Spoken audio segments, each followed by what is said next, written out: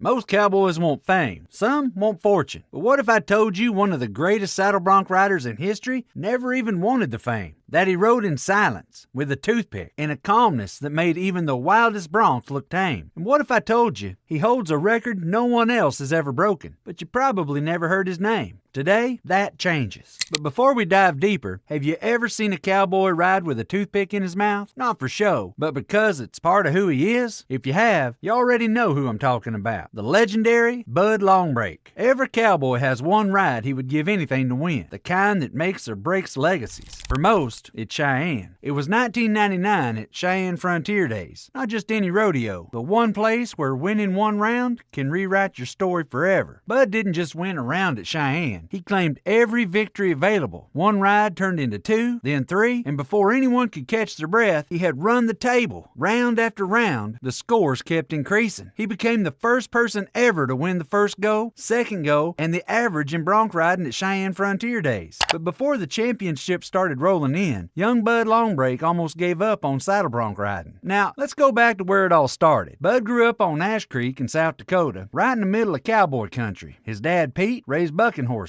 His brothers rode broncs. Everyone around there was into rodeo. But when young Bud first tried to follow the family tradition, he failed harder than anyone expected. They even tried to put him on a cattle instead of a horse, but nothing worked. While other kids would climb on and ride smoothly, Bud was questioning his decisions. One time, he got bucked off 4 times in a single day. 4 times! Most people would have packed up their gear and gone home immediately, but not Bud. During this tough period, something tragic happened. Bud's friend, Jeff Knight, died in a car accident. Jeff was a talented bronc rider, and his family decided to create a memorial buckle for the best high school bronc rider in his honor. That memorial buckle lit a fire under Bud like nothing else could. He made himself a promise that if he couldn't ride at least one bronc at the regional high school rodeo, he would quit saddle bronc riding forever. Talk about putting everything on the line, right? Nobody knows if it was pure determination or maybe Jeff watching from above. Bud did not only ride the horse, he won the entire competition and earned Jeff's memorial buckle. From that moment on, he never looked back. That buckle wasn't just a trophy to him, it was a symbol of never giving up, no matter how many times life knocks you down. After that breakthrough, Bud started competing regularly in 4-H competitions and high school rodeos. These grassroots events became where he learned the fundamentals, not just of riding, but of sportsmanship,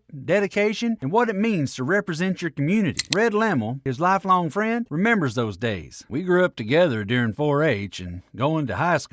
It was the foundation that would support everything that came after. Now, the question is, what made Bud special? Most successful cowboys use traditional techniques, but Bud was small for a bronc rider. In a sport where size and strength usually win, he was at a serious disadvantage at his early age. So, he got creative. Bud developed his own unique style. He rode with a longer rope. Every movement had to be calculated and every adjustment precise. As time went on, Bud wasn't satisfied with just showing up. He had bigger plans. So, in 1990, he went on his first trip to Las Vegas for the National Finals Rodeo. He was the most consistent rider across all 10 rounds. He won the average championship at his first NFR, and he finished 6th in the world standings, the highest ranking of his entire career. Most cowboys consider making it to Vegas once a career achievement. Bud made it 5 times, 1990, 1991, 1993, 1996, and 2001. That's 5 years out of a 7-year span where he was considered among the top 15 saddle bronc riders in the entire world. Think about that consistency. In a sport where one bad ride can end your season, Bud maintained elite level performance across more than a decade. Each qualification meant he earned his spot among the very best year after year. But it gets even better. In 2002, something happened that most people don't even know about. Bud Longbreak represented the United States at the Winter Olympics in Salt Lake City. Bud kept stacking up wins at major rodeos. Houston, one of the biggest rodeos in Texas, he won it. Ellensburg, known for having the toughest broncs in Washington, Bud won that too. Pendleton Roundup in Oregon, and again, he won. After his competitive days ended, Bud focused on what mattered most, family and helping others. He became a master of training bucking horses, using his years of experience to help horses reach their potential. But Bud's talent talents extended far beyond the arena. He was a true stockman in every sense of the word, someone who understood cattle, horses, and land management with the same passion he brought to bronc riding. Those who knew him best say he cared deeply for the land, treating his ranch not just as property, but as a legacy to pass on. He understood that being a cowboy meant being a steward of animals, of traditions, and of the land itself. Bud would take horses to local rodeos just to watch his grandkids compete. He spent hours teaching young cowboys how to ride. He made everyone around him better, and he did it with that same smile he had always had. As with all good things, there's always an end, and that moment came on December 20th, 2024, when tragedy struck the cowboy community. Bud died at age 62 in a truck accident on his ranch near Dupree when his vehicle collided with a tree. He was doing what he has always done, working his land, caring for his stock, and living the cowboy life he loves.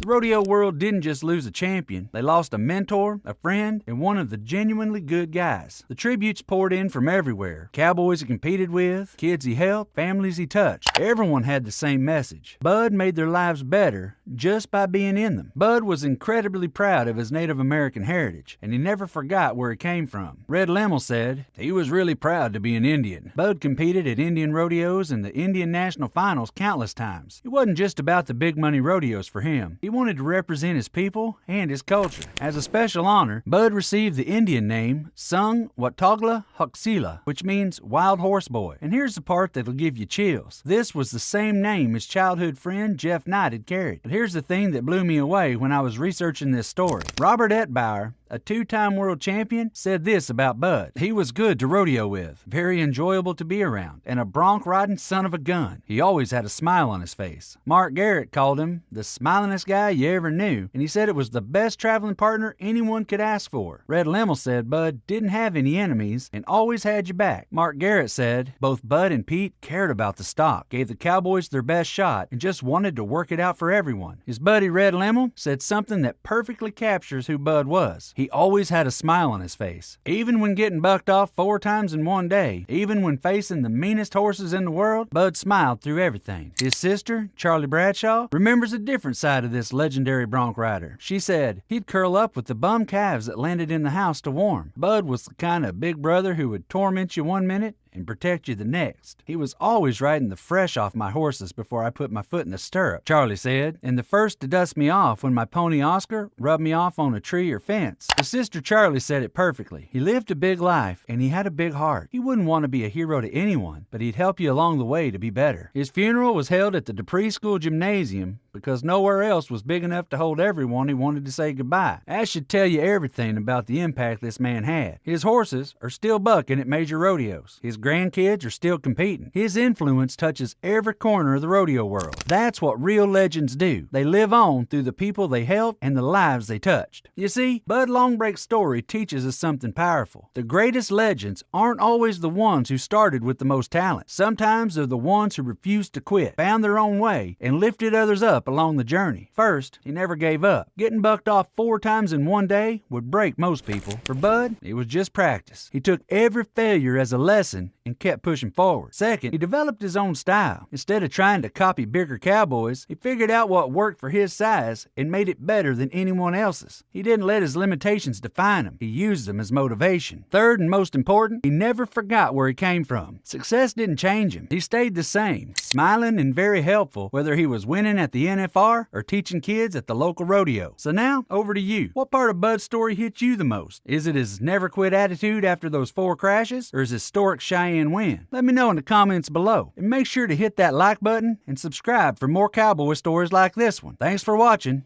and I'll see you in the next one.